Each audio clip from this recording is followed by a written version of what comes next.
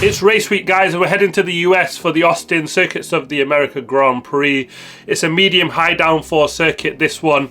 A lot of corners you might have seen similar before. Turn 2 or 3 to 6, we've got something like the Maggots and Beckett's at Silverstone and the S's of Suzuka, and then 12 to 16 we've kind of got the stadium section, which you know we've seen in Hockenheim, if some of you remember that.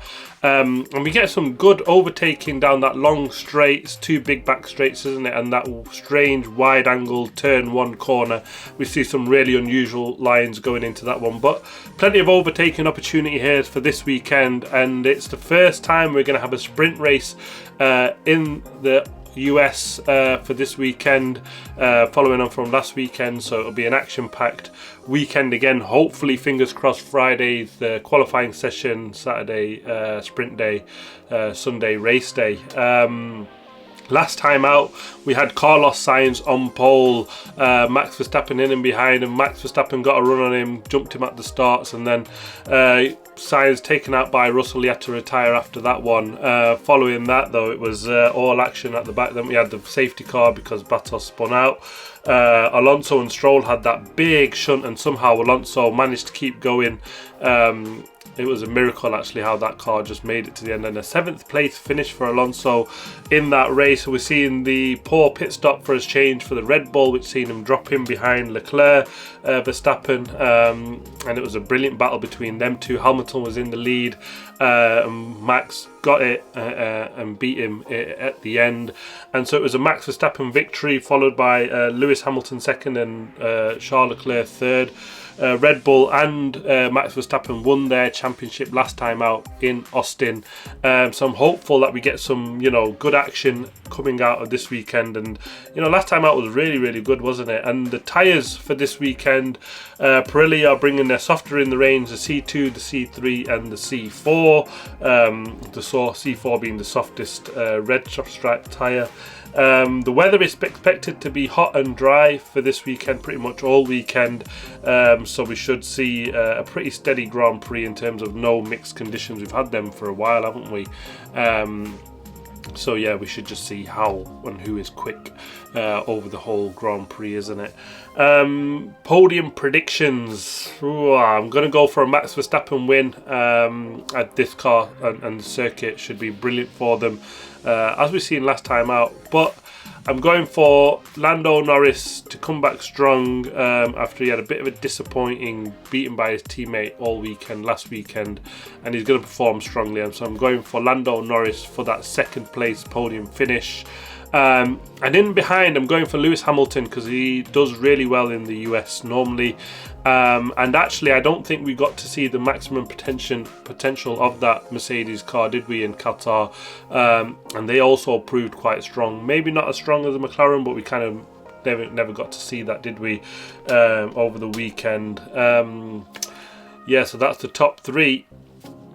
And the surprise performer, I'm going to go for Valtteri Bottas in that Alfa Romeo. He had a fantastic weekend last time out, and this circuit, obviously it's different in terms of it's not a night race, and the heat might not be as bad as we seen last weekend, but the circuit flows in certain ways the same as Qatar, so I'm kind of thinking along those lines of Bottas having a good performance this weekend.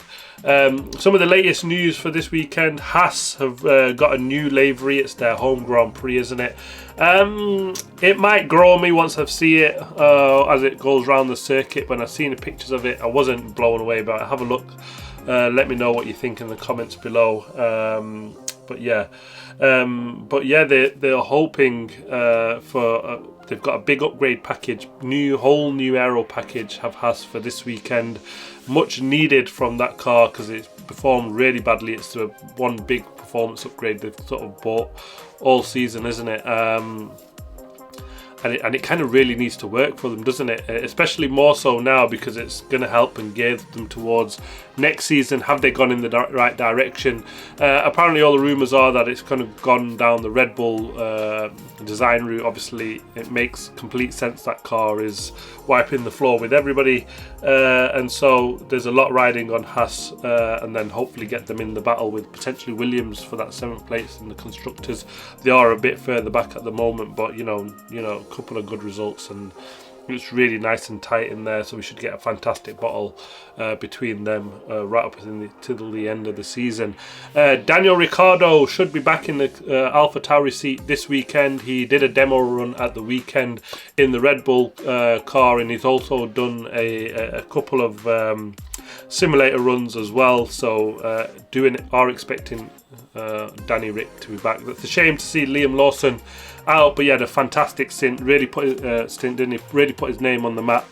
Did Liam Lawson. So yeah, but it'll be great to see Danny Rick back. He's a real character, and what a stage for him at the US Grand Prix to put it in. You know, he really shines here, doesn't he? Lewis Hamilton got a fine for crossing the track under the safety car at Qatar, and strangely enough, they've said that they are going to review the penalty that they gave him. It was a £50,000 or £75,000 fine, and a reprimand, and they kind of think that now, because of who Lewis Hamilton is, the example that might have set, that they need to revise or look at that. I'm not sure the penalty will change potentially, but they are going to speak to Lewis at Austin about that.